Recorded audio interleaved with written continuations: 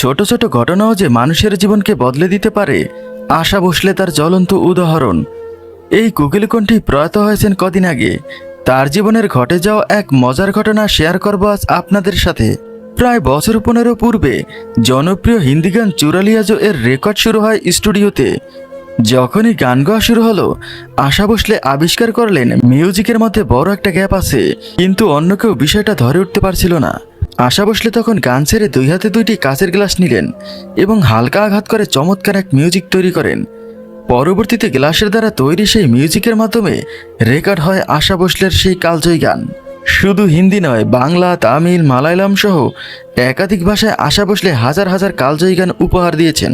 এই মহান শিল্পী আজ আমাদের মাঝে নেই, কিন্তু তার সৃষ্টি সারা জীবন আমাদের মাঝে থেকে যাবে। বন্ধুরা, আমার এই ছোট্ট চ্যানেলটিকে সাবস্ক্রাইব করার অনুরোধ রইল। এখন এ পর্যন্তই, কথা হবে পরের ভিডিওতে।